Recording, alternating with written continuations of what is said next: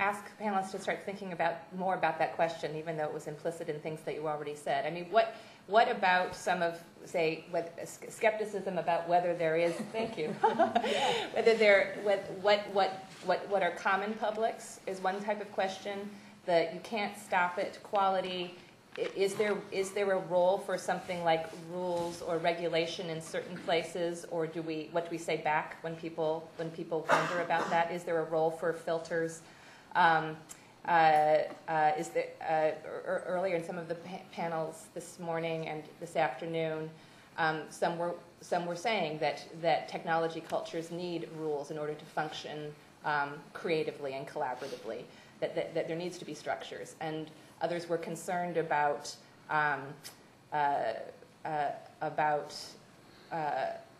filters for information or access to wisdom, as Bert Dreyfus said earlier. So, what do people think about about some of the skeptical concerns about the erosion of public thinking and debate, and with these? What do you say back? I guess.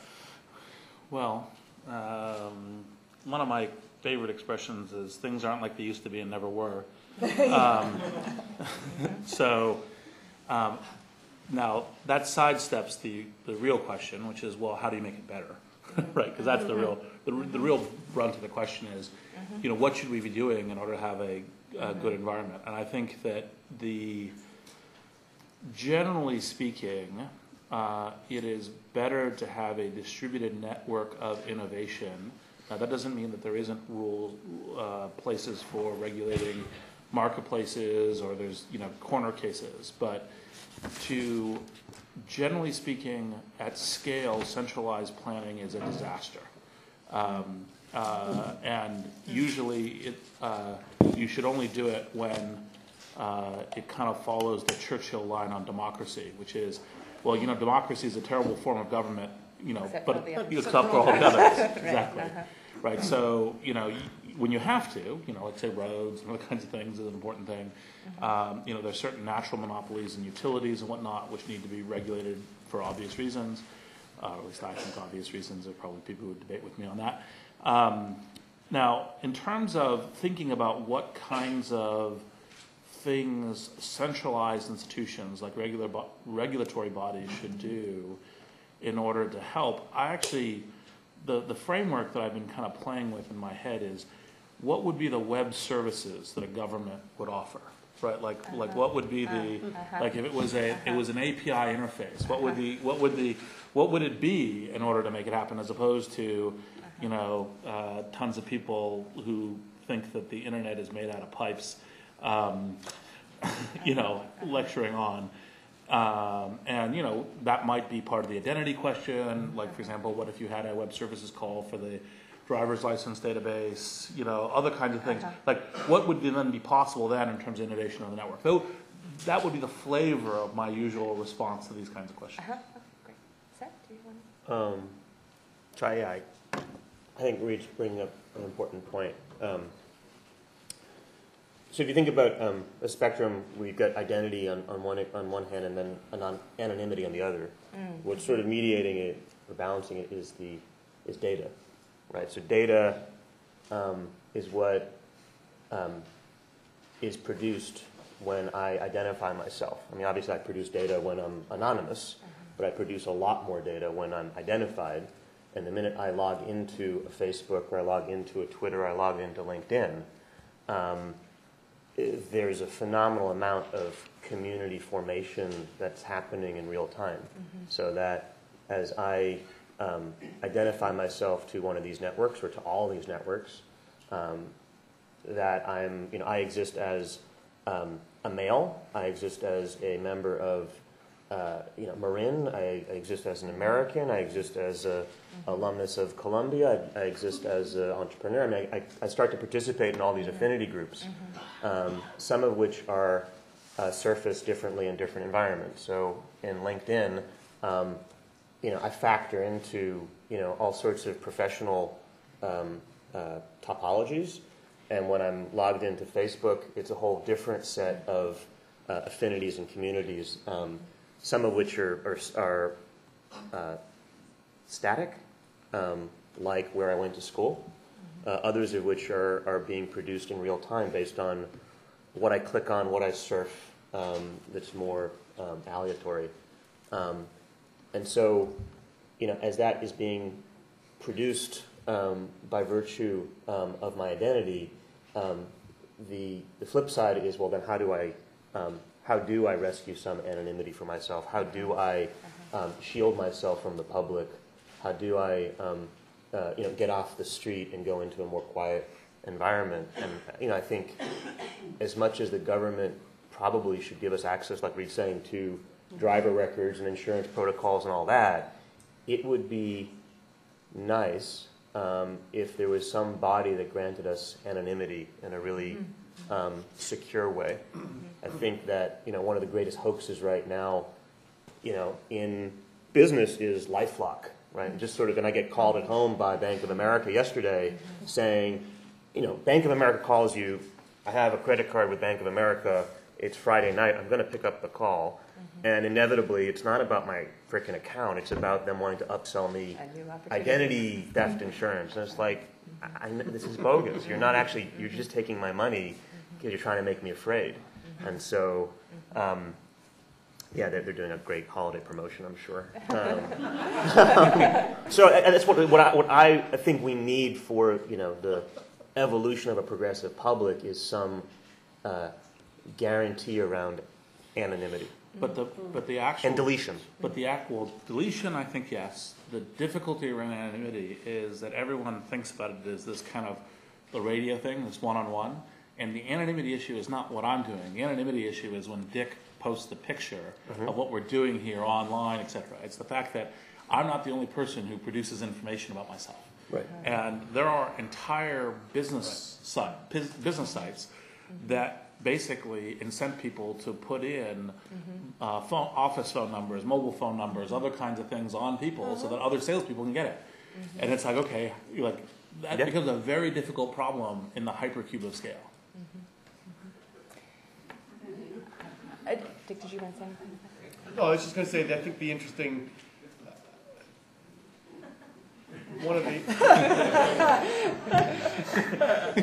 Exactly. see, look at that. There you go. Oh my God, who found that picture? That's awesome. You can't be anonymous. No, you can't. We know can't you're be anonymous. brilliant. That's right. So I think the interesting thing about the anonymity is when it can be, when there's identity that can be protected again from the bottom up. I think it's hard to promote anonymity from the top down. Like so, Seth's notion of there should be a service that's responsible for protecting my identity. Well, then that service is the guy in charge.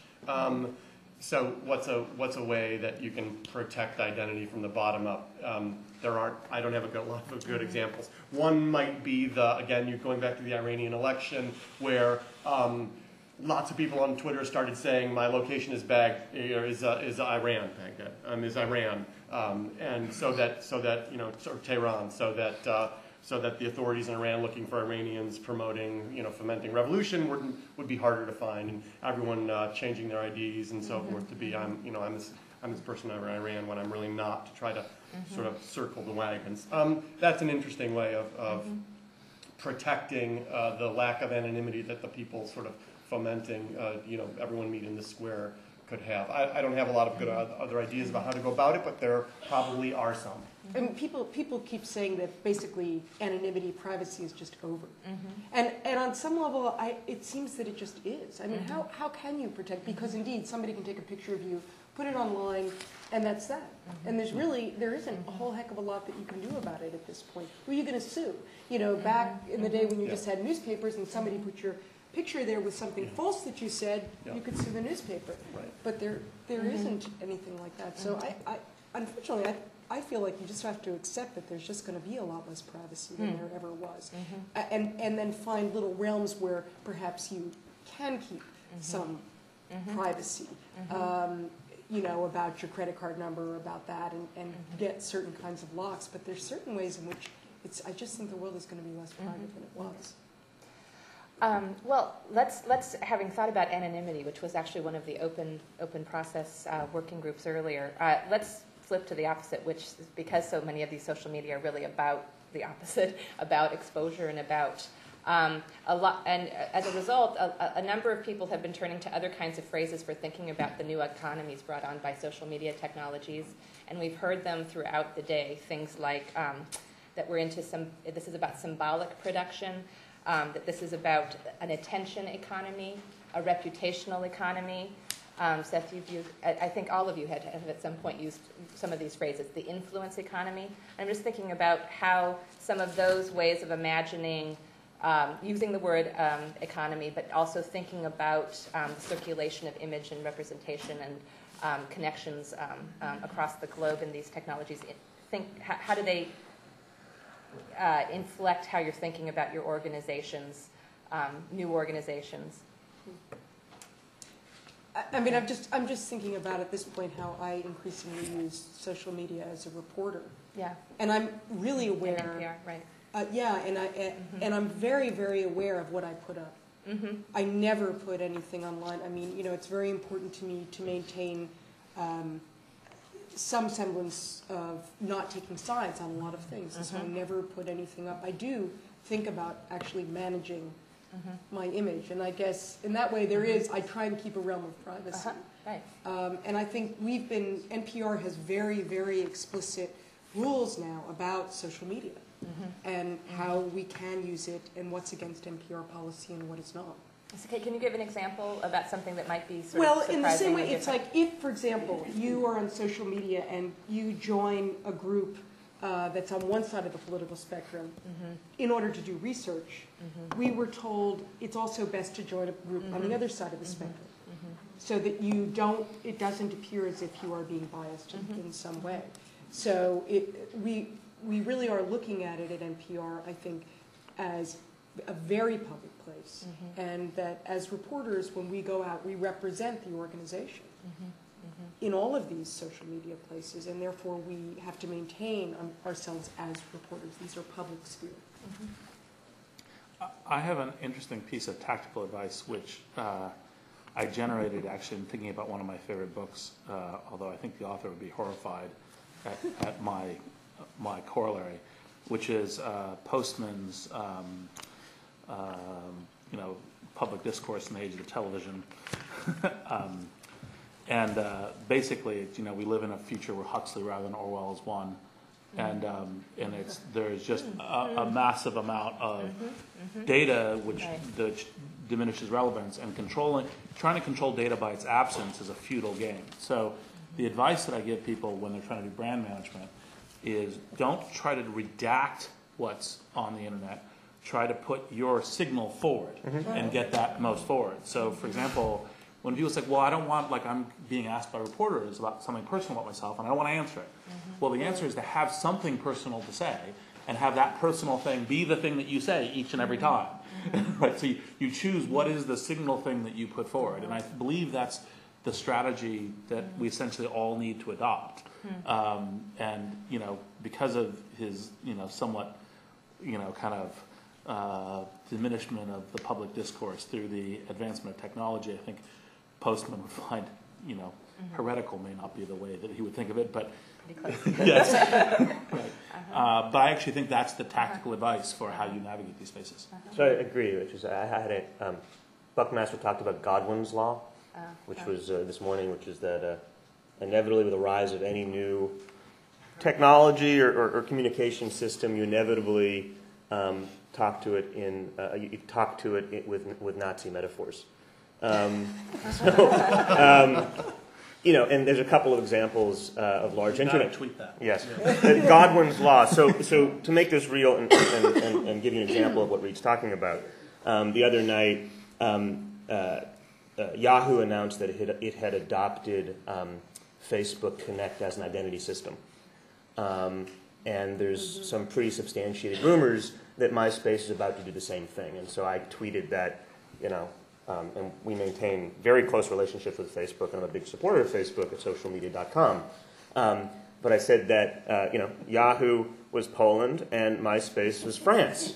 And I was like, oh, fuck, why did I say that? I need to say that. So, and you can't, and because everything is, I was about to talk about Twitter and Google, as America. But I didn't say that. And what happens when you perfectly manage your please don't tweet any of this. when you perfectly manage your social brand, and to Reed's point, when you kind of get it out there and you connect your Facebook to your Twitter to your Foursquare to your Tumblr to your WordPress, what happens is the minute you say something, it's really out there. It's not just out there in one place. So I couldn't delete that on Twitter or Facebook because it kind of cross-pollinated. So I had to think of quickly other pithy things to say to push it into the channel. So hopefully it would go down the stream and people wouldn't read it. Right? This is like the Iran election, but you're doing it to yourself. Right.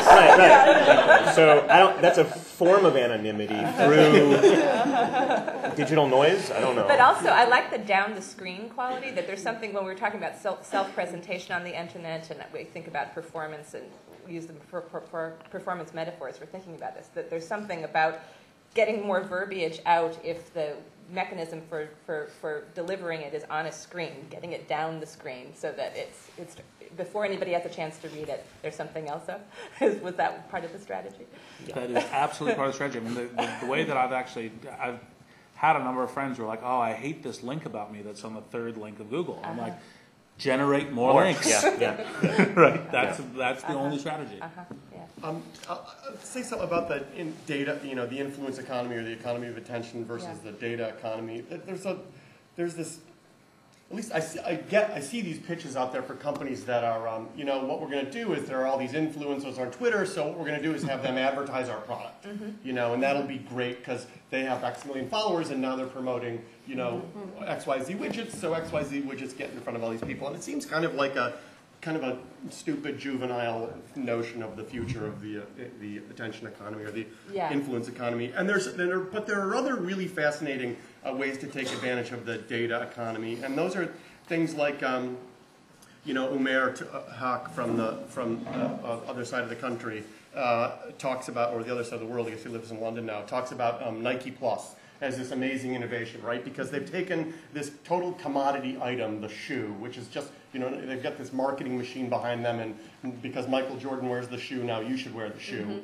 And then because of Tiger Woods, here's $50 million for Tiger Woods to wear the hat. And they've made it now about the data, which is, we're going to make you a better runner. And you're just going to put this little thing in your shoe, and it's going to come back and you're going to upload it, and we're going to compare it to other runners and start to tell you things like, hey, this is your best 5K yet, and you start to slow down at the 3K mark. And now now they start to realize when people slow down, since this thing is integrated with the iPod, they've added a boost button to it. So when you slow down on your run and you press the boost button, your favorite song, the song you play the most on your iPod kicks in, and they get all this data, and then what they start to do with that is, now bring your shoes back to us now that we know how you run, and we're going to refurb them and get them back to you as better, newer shoes, right? So it becomes more about using the data to make you better, and they've essentially eliminated their competition at that point, right? Because they're using the data to make you better, and if you think about the broader implications for that, it starts to become really expensive for companies like Nike to ship the shoes back over to the sweatshops overseas, so they have to set up local refurb shops that do the manufacturing, and that's better for everybody, and So there are innovative ways to think about the data economy that are more than just, you have a lot of, you're a big influencer, so here's a brand to promote. Right. Well, actually, that also might lead us to another type of question that has come up a couple times today, and something. What do you have to say about advertising? About what the role of advertising is in each of your spaces, each of the places that you. I mean, obviously it's a little different for NPR, but about how. Well, there is an answer. It's just a different answer. Yes, it's just a different answer. And but so much depends, at least used to depend on advertising in certain kinds of ways. You've just given an example of a different way to reimagine what advertising is. Do people have other things that they want to say about changing this? And I know you've also been asked a lot recently about Twitter and advertising. I Do hear you want to say more great. here? They're going to be awesome. Sorry. I think advertising needs to be reinvented. It's this notion of here's a thing for you that I am going to try to get in front of you, despite the fact that you've provided no information that you want to see this, or maybe a service can see information that says, based on the data on this page, or based upon all the other sites we know you go to, we think you should see this. I think that's just a kind of a stupid way to think about advertising. And it needs to be rethought, and it needs to be more about these, as I said before, if the future of the forum is that it's radically open and the authorities bottom up, then an ad needs to be about a conversation between a person and a service, and it should be initiated by the person. So I think there are lots of interesting implications about that. And again, if you had said, it sounds like this crazy thing, and well, who's ever going to do that? But again, if you had said 5 years ago, there's going to be this radical innovation around a data economy, and I think Nike shoes are going to be where it starts, people would have said you were insane, but they turn out to be one of the first ones to do it. So there are ways to do it, and I think we'll see those in the near future. I think that the question is, advertising has generally built up in a model where you had a limited number of channels that had quasi-monopolistic distribution. And so the model that people normally ascribe to advertising is what I think, and I think other people describe it this way too, is interruptive advertising. And interruptive advertising is a terrible product, right? Because it's here, I've lured you in with this thing, now let me try to get this other thing in front of you, right? And I think at the high line, whether it's conversation or other things, I actually think the advertising product needs to be reinvented. Because when you don't have a kind of quasi-monopolistic distribution channel by which it's difficult to get around, where you can essentially force interruptive advertising, the challenge ends up becoming very easy to go do other things. I mean, think about the reason why websites do not persist very long in saying you have to look at this ad before you come into our website. And the answer is because the traffic does this, right? And that's the perfect example of why that doesn't work. And so, and the skip this ad text is so small. And they all abandon it because it's a way of kind of advertising themselves into the grave. And so that's I think what it is. But the optimistic side of it is I think that what it is it's a huge open space for interesting innovation to create new kinds of products. I mean, I was going to say, because I've done some reporting on some of this, and I do think that the advertising agencies are trying to figure this out. One of the problems that I see keep coming up with some of this are the sort of ethical problems that I think the FCC is starting to look into. For example, recently they made this rule that bloggers have to reveal if they're being paid to write about a topic. I'm not, this came up, and I think that there is some concern about things too, like product placement. If you put it in the show, there's some questions. People start to feel bothered by this. On Facebook, I think with advertising, one of the struggles, it seems to me, is to hear people are talking about their personal stuff, and then there you are with this ad. And so I think there's a real struggle right now, and Google has been, of course, in the best position because they know exactly what you're looking for, and they can give you an ad that's kind of relevant. On NPR, we don't really officially have ads. We have underwriting. And, I suppose to some degree we were set up better for the current economy because our business model has always been begging. We give you the product. Now, please, will you support us? So, and if you like the product, so that's always been our model, but it's something I think other people in the media are kind of thinking about at this moment. But I do think there are ethical issues that I don't know that anybody really knows how to get around, and also that issue of when it starts to feel sleazy and you start to turn people off. Right, exactly. I'm going to jump in here because this is my thing. And you can bring up socialmedia.com while you're at it. So I'm the co-chair of the Internet Advertising Bureau's social media committee. So I'm deeply dealing with a lot of these issues around paid endorsements, in-stream advertising, word-of-mouth advertising, sponsored blogs, etc. So it's a little bit of a roundabout way, but a couple years ago, Dick and I and some others helped start an organization called Attention Trust.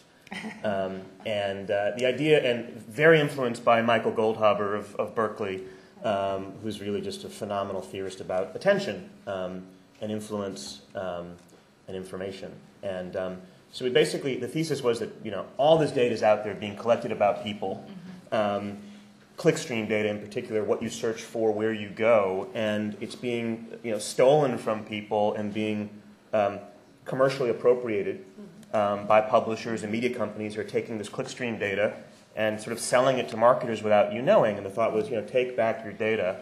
And nobody cared, right? Because it's like, as an individual, our individual clickstream is not worth that much. It was only the media companies at the scale that they have that could really do something with it. What's interesting now, and I think somehow it's breaking, right, is that the existing infrastructure of advertising on the internet is based on pages. It's based on the content and the context of a page. It's not based on people. So Google, to your point, they know what people are searching for, but they don't know who's searching for what, really. And they know it, but they're actually not supposed to know it. They have a toolbar everywhere, but they can't touch that data because then it would get taken away from them by the government. Yes. So the shift is, and this is what we do at social media, is building an ad system or building ad technologies that are based on identity, are based on social interactions, not based on the content of a page. And what happens when you do that and when you go there is I do think you get the beginning of real explicit involvement on behalf of the consumer in the ads that they and their communities are consuming. Because I am logged into Facebook and it knows who I am, and I absolutely want to see the fantastic Mr. Fox. I know that when I watch the preview and I hit yes, I'm going to go see that this weekend, on some explicit conscious level, I know that my friends are going to see that. I know that somehow somebody along the way is making money from the studio that's getting to me that way, and I'm okay with that. And that's very different than me being cookied, retargeted, etc. that's happening across the open, non-identified web. So we're going to see sort of, I think, the break of the targeting world and the beginning of the sort of the social advertising world. But it's going to be in fits and starts because, as Dick says, you can't have people getting paid to promote products without people knowing about it. And there's going to be a whole bunch of best practices and policies that have to be put in place. Cool, thanks. I'll just ask one final question and then we'll open it up to the floor for others. Well, since you brought up... Oh, is it? Do we have to 4:30? Are we done? It's 4:10 and then open questions. Oh, okay, great. So just a 4:10, right? So since you brought up Fantastic Mr. Fox, and you opened up, Laura, saying that you could tell people by what TV shows they used to watch. You could sort of assess them. I wanted to ask the panel, anyone who wanted to respond, about your relationship to entertainment industries in general. There's been a lot of, I actually was just down in Southern California a couple of weeks ago with a bunch of Berkeley, where there were a bunch of Berkeley alums in the entertainment industry, and they had a different dress code and a very different sort of way of presenting. And a lot of the discourse there was concern about what's happening in Northern California and its effects on Southern California, and both in terms of the way that TiVo presents us from doing ads on television, all the way to certain discussions about celebrity culture and its relationship to Twitter, et cetera. So I wonder what your thinking is about, say, whether it's the business model around the entertainment industry, about what it means to hold, capture, own, or disseminate open source content in the entertainment industries. Do you find yourself working around any of those issues? Well, I just want to say, I sort of see it as California's personal civil war. Yeah. The content makers down here who are trying to protect their content, and you have people up here who are creating technology that often seems to be at odds with that. And the Supreme Court case, the Grokster case, was like between Northern and Southern California. Yeah, right. And I think it is, I think it is a major issue. I was talking to, did an interview with George Lucas, and he said, if this sort of piracy goes on, you won't be able to make the kind of movies I made because you won't be able to afford it. And so, on the other hand, the tools to make things are becoming cheaper and cheaper. So I guess it does raise a lot of questions, or at least a lot of questions I hear in the entertainment industry about how they're going to, in fact, keep something that's professionalized, you know, and support their content in some way, given the direction that things are going. I mean, I think in this debate, I'm fairly squarely in the Northern Californian camp. You know, and that's not per se support for piracy, other kind of things, but I think that being populist and disruptive is actually the dynamics by which the future comes about. Now, that being said, you know, one thing I think is actually kind of interesting that tends to be overblown in this discussion is, you know, just look at reality television, right? Like the whole, like, oh, it's this new technology thing that is completely disrupting our economic base and so forth.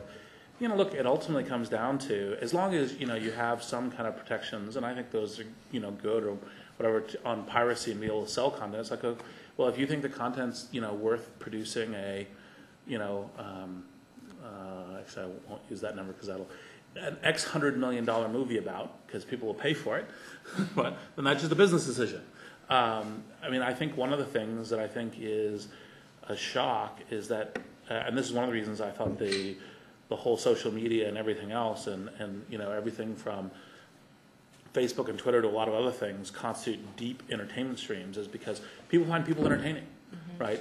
And as much as it's really cool to have this big glossy movie, is it like, if I had to pay $50 for it versus the 50 cents for watching, you know, kind of, you know, reality television, you know, like, would people pay $50 rather than 50 cents? And I think that there's some really substantive questions to really ask there about, you know, what are the sacred cows? Yeah, I guess I just want to say something about quality, though, you know, and I mean, you know, what's happened to certain other art forms over time that have gotten too expensive for people, you know, so opera or theater and all these things, and fewer people see them.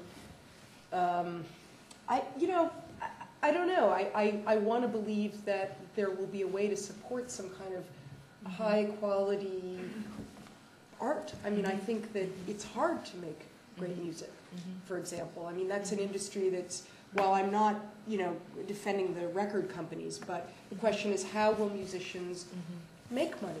I think there's a role for being a professional musician, somebody who spends hours and hours and hours a day, but you have to be able to make a living. So I sort of see both sides of this, and I don't know yet what the model is going to be. I mean, we're seeing, for example, individual musicians who have figured out ways to make a living. Somebody like Zoe Keating, who is this wonderful journalist who left her software job and has over 1 million followers on Twitter. And she doesn't have a record company. She's doing it herself, you know. But it's Yeah, Mike, just to, I guess my only other comment to add on what you just said there was, there are these examples of, well, you know, people, you know, I'll take the Southern California side of the debate just to play devil's advocate for the moment. Don't look at me like that. I'm trying to You're spending too much time with the studio execs, my friend. Yeah, I was once over down there. You're the, you know, the I mean, Terry people- Semel of Web 2. You're doing really well on this, Easy. producing the list. Easy.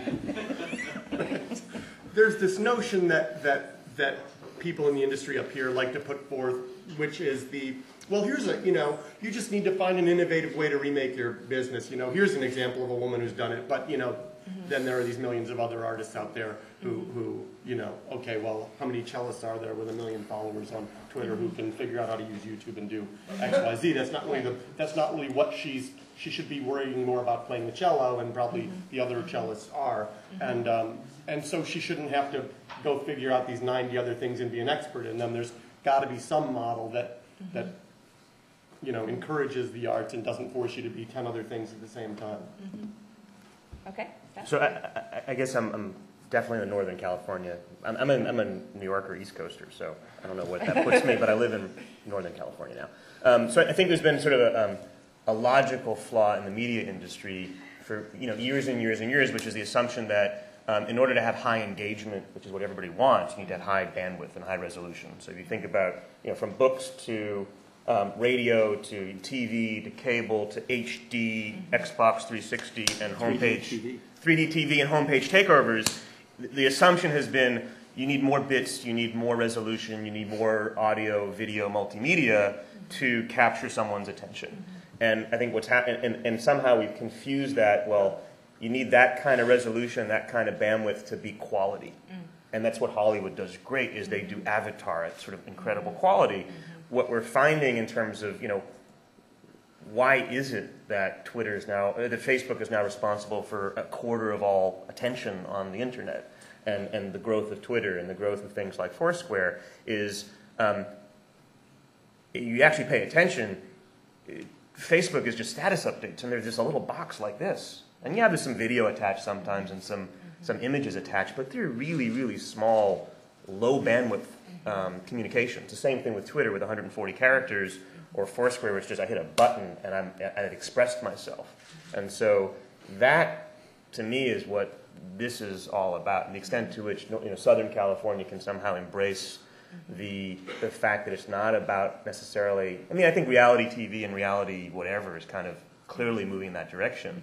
It's not about the production quality and the gloss. It's really about. Yeah, but you can't just say to the lyric opera, well, you just haven't embraced technology. At some point you're trying to put on an opera. Well, they should go into the street. Sure, can go see it. Right? Yeah.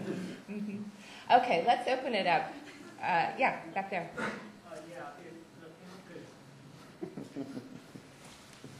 Just feeding off what people have been talking about here, just quick thoughts on Comcast, because the panel's been speaking in terms of Northern California, Southern California, tech content split as if it's an either or. Well, Comcast is both, so how do you respond to that? About to be both, right? Not both yet. About to be, right? We're trying to. And you talking about NBC and Comcast coming together? Sure. The Comcast to me is, when I go to my basement and I have to reboot the router, they just have more and more of the blinking lights are turned on, which is, it used to just be internet, now it's telephone, it's going to be TV, and it's going to be, my premium subscriptions on my cable and the movies, and so they are like Cisco, I think, for the media world, right? They're plumbing.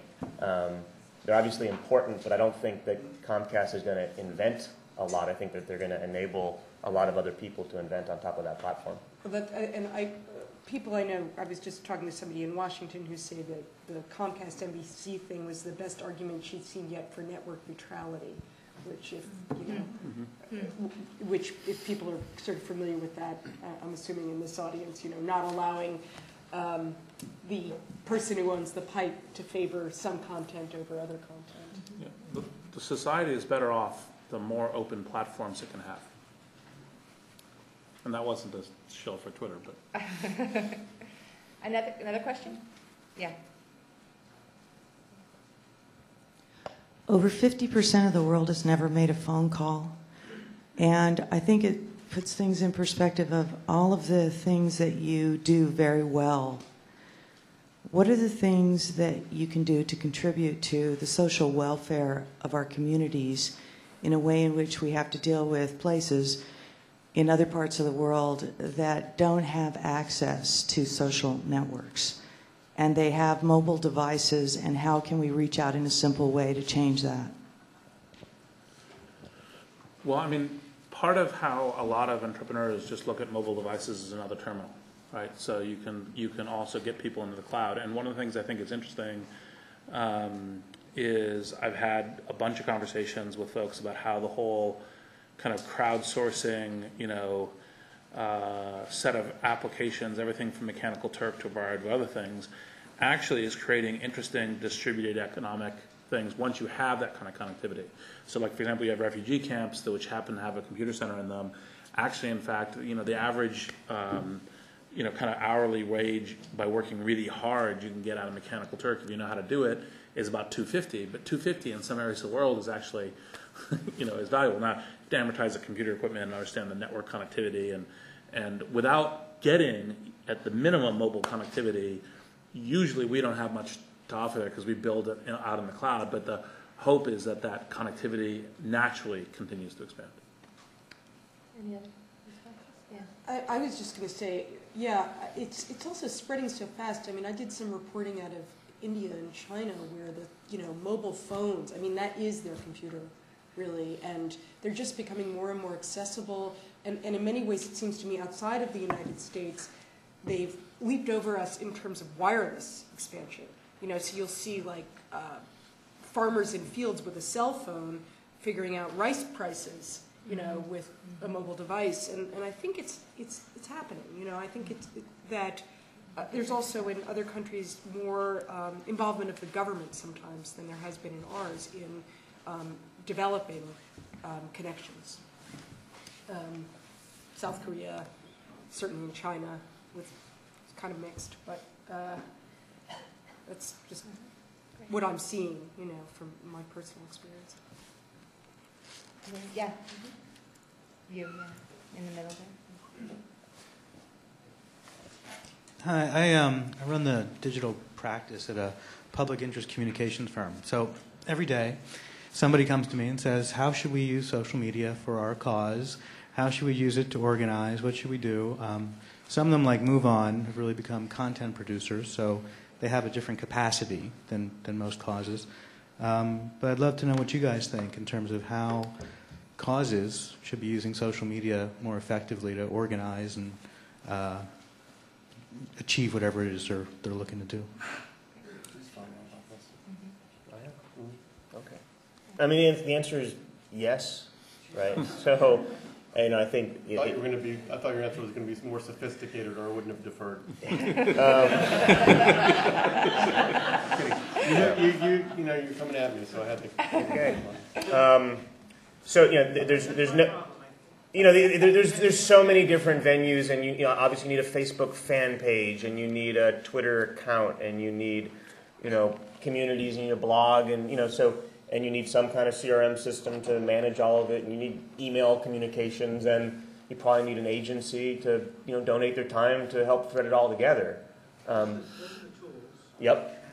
Definitely help them put those tools into place. But I guess my question is more about what can engage. There's a social currency around cause. Yeah, I think sure. one of the so my perspective on that is that simple facts, go a long way toward engaging people, and that those things tend to get rebroadcast and re-echoed and etc.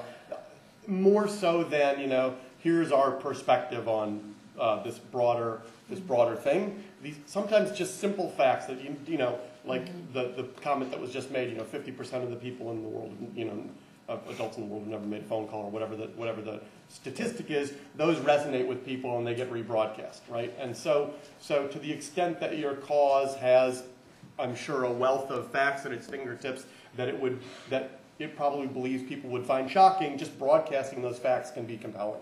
Facts and actions. I mean, I think to Dick's point, it's not about waiting 3 months to finish the white paper and then send it out as a press release, right? It's about having a real person every single day just sharing something in all these different streams and having that consistency and that continuity of very, very short format, low bandwidth, information, as opposed to waiting for the great website redesign or waiting for the glossy mailer that you're going to send out at Christmas to raise money. And I think there are also, with causes, the actual application on Facebook, and with it's a lot of great, and I'm happy to follow up, a lot of great, interesting startup technologies and services doing interesting things around cause-related social marketing that you could kind of leverage into and use as a platform. I think one of the key things is people tend to feel like, oh, well, I put up a Facebook page or a Twitter ID and okay, there. And it's like, it's a strategy of how you use it, right? And so and which platforms you invest in, all platforms I think have natural gravity to where they're going. And you can see one is about kind of real-time data and communication, one is about kind of lightweight social interaction, which includes pictures and games and so forth. And then what are the ways that you can leverage that gravity in its direction for the strategy of what you're doing? And the frequent thing is people go, oh, I've now set up an X, okay, means nothing. Yeah, I mean, since actually at NPR we've talked about how to use social media in order to help raise support for us, and people have talked about, getting people who already are big fans to kind of spread the word, and using your fans, using the people who are out there who support what you're doing, and getting them to send a link to their friends. And I think there's actually great ways to use social media for causes. Right. And, yeah, over there. Can you talk about or share some observations about what social media has done during the Great Recession?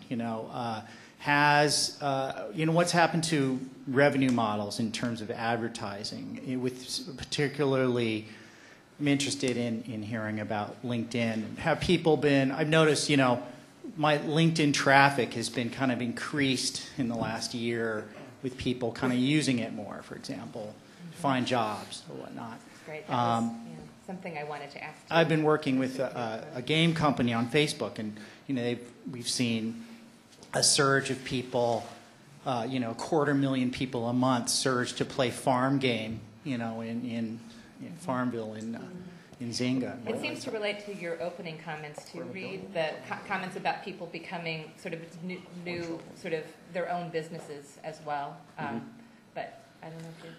So a couple different threads. So I actually haven't been able to identify how the economic troubles have really, whether or not they've increased the LinkedIn adoption utility rate. Every quarter is a new record, and it's been that way since the history of the company. We launched May 5th, 2003. So the quarter did tick up, but it was unclear how much it ticked up because of economic circumstances.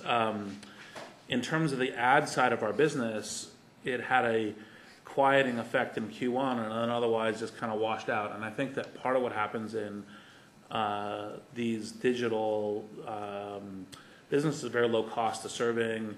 It's kind of a network of how people participate. We're kind of already, all these businesses are already more efficiently priced, and I've seen this everything from, I'm on the Zynga board, people play these games a lot and so forth, but it's, could you say, well, they're playing the games a lot because they don't have something else to do, or they're playing the games a lot because they enjoy playing games. It's very hard to sort that out. And I think that generally speaking, in terms of the online ad model, I think that the spend in online advertising continues to really go up because there's a whole bunch of attention there.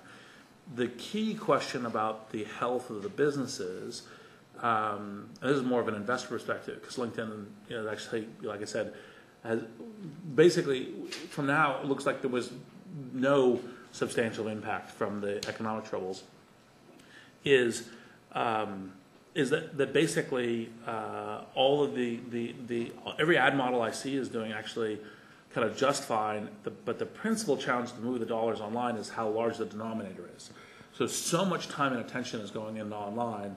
The challenge is when you try to offer a high value product, the contrast between what people can buy for something that's tiny here kind of puts a floor on what the pricing you can ultimately do in terms of a high value product. And that's, I think, it's not really a recession comment as much as it's a how does advertising work in the new media comment. So.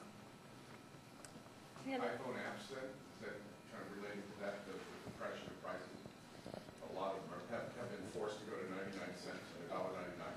Well, I think part of the problem with iPhone apps is you buy it in advance. So, like one of the things I think is a really good, sustainable model that works in all kinds of different ways is the freemium model, and it's part of what powers the virtual goods businesses and things like Zynga. And the problem is when you say, I think partially is I don't think that they were really focused on how this whole app economy worked. But a freemium economy is a much better economy than a before you know what you get, pay me. Right? It's not as good a model, right? So. Yeah. So I wanted to return to this morning's discussion around identity. And one of the things Jimmy Wales said at the time that I found kind of surprising that was anonymity is not a threat to Wikipedia. And we also have a tradition of anonymous political speech being protected in the country. And I think Dick said, the lack of anonymity was an important part to improving. So I'll ask you guys for your comments on that. No, that's good. I'm glad you brought that up. So I think my perspective is that there's less anonymity in future forums, and that can be a good thing, like in the YouTube sense, because you lose all the junk that no one would. Well, I'm not going to say that if everyone knows it's me, because it's an asinine thing to say. But of course, one of the counter implication is, it's easier to find out who said that thing, and there are more authoritarian governments than ours in the world, and it's easier for those people to find out who said that thing. So there are mechanisms that the crowd has to deal with that, like they did in Iran. But let's be frank. I mean, it's going to be easier and easier for authority figures to discover who said that thing against us, right? Who said that thing against the company? Who was the whistleblower on the company? Who said that thing about the government? Who said that thing about the king, right? So I think it's a problem, and I don't know. I frankly don't know what the answer is to it. I don't like the idea of, well, don't worry, because someone will come along and there'll be a company that sort of jumps into the gap there and says, I'll protect your identity, I'll protect your anonymity, because then, of course, they have, all the balls, and they can do whatever they want with it, and they're the new authority figure. So I don't know what the right answer is there. I wish there was some way of thinking about an interesting bottom-up answer to that. I had an interesting meeting a couple months ago with Witness, and it was really interesting because, I love the fundamental model, which is distributed video cameras in order to get atrocities on screen in order to essentially bring human rights issues and reactions to them front and center. They're actually now dealing with precisely this issue, because the problem is so many people have video cameras and everything else that it's actually becoming a mechanism by which a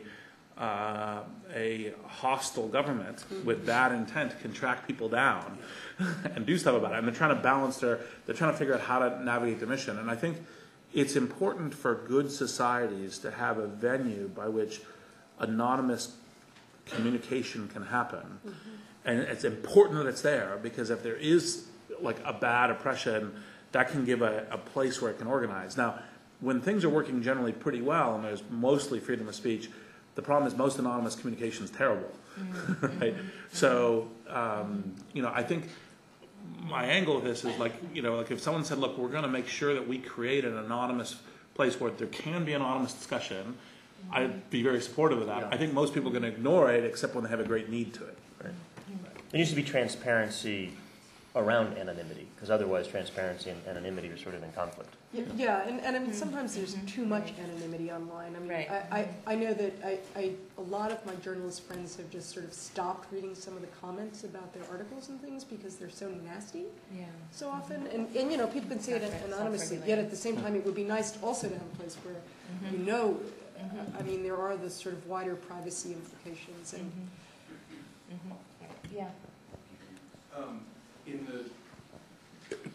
The short question is, how is video going to rock this world? Like, what? That's the question.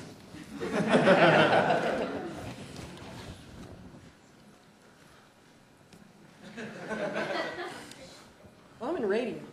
But actually, I mean, interestingly enough, I just spent 5 weeks in Washington doing multimedia training that was supported by the Knight Foundation.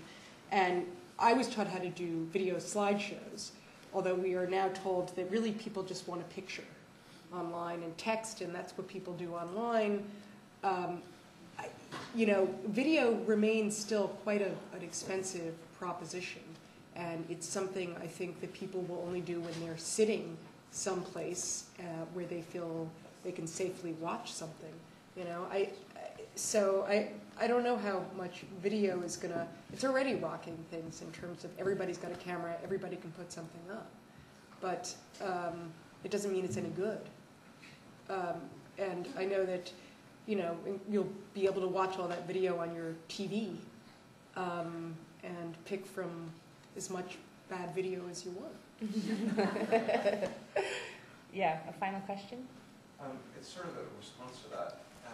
What about the fact that there'll be potentially millions of these capturing video around the world in real time? Does that affect the news business? Does it affect how we come to know what's going on in the world? Not the SoCal version of videos, but the NorCal. I think, I actually, this is an issue that really I'm very interested in. in part because even though you have that video camera, I mean, anybody who knows anything about visuals, it is in the perspective. Just because you have it on video doesn't mean it's the truth. There's a lot of complexity in that. And, the future of the role of professional news organizations, I mean, this is a long conversation, but credibility, that's a biggie, and I don't think it changes with these cameras. It certainly allows people to go and capture a lot of stuff, maybe a local policeman doing something abusive, and this is great. Yet I still think it's important that we have some role for somebody who looks at things and makes a determination whether the source is credible, even when it is a camera, because cameras can lie too. It will mean that the future of media is necessarily radically open, because there will be, even if there's a guy filming a video of a thing to try to make it have his perspective, there might be a woman behind that guy taking a video of him showing that it's set up, right? I mean, right. So there's going to be this radically open future of media that will mean it's not just 10 or 20 or 100 media organizations that decide this is the objective news story that I'm reporting objectively, but it will be, here are 9 different variations on looking at this, and you can think about them however you want. That's interesting. I don't know what the implications are for that. You disagree with that? Well, I know, it's not that I disagree. It's a really complex, it's just such a complex question, and I think that, there is so much information online, and credibility, I think, eventually, at some point, we're going to reach this point where people, I hope, are going to say, you know what, we need some institutions that we trust, and I think more than ever, if a news organization is going to survive, they're going to have credibility. Real credibility, that people really trust them in a whole new way. And I don't know, this is a longer discussion, and I don't have enough time right now, but it's an interesting question. Oh, one more? Okay, I can take one more, yeah. Yes, in the back. Is there a microphone in the back? Just, we'll have to project, I'm sorry. Here it comes, Here it comes. Here it comes. Well, I find it very interesting, this battle between transparency, anonymity, and privacy, and also the concept of bottom-up. I think they all seem to be coming together. I can see the battle is that in a completely permissive and accepting society, that everybody can be honest and transparent, and there is no need for anonymity. Because whatever you do, whatever you believe, or whatever is completely acceptable, because it's open society and it's a bottom-up democracy that the wisdom of the crowd essentially dictates. But in the process of getting there, there is all this clamor about protecting your identity and protecting your privacy and so forth, so that until we get to a situation where hopefully globally there is no need for hiding any place, because you're just being yourself and you're honest, and there is no need for anonymity.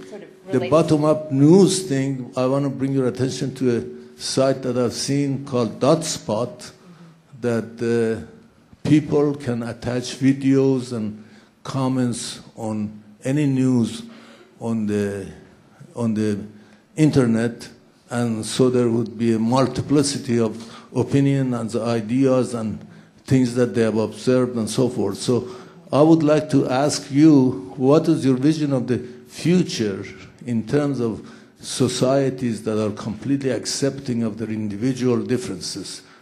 And a rousing last phrase. Well, I think the notion of bottom up, which I think we throw out there, it presupposes that the local actors have some degree of control, right? So if all these individuals are in control of themselves, then you have something that comes out of that. And the reality is, as we've discussed, you have control of your actions, but you don't actually have control of the information that the actions produce, because everybody around you is tweeting and taking pictures and videotaping you and plugging you into different databases that you're not aware of.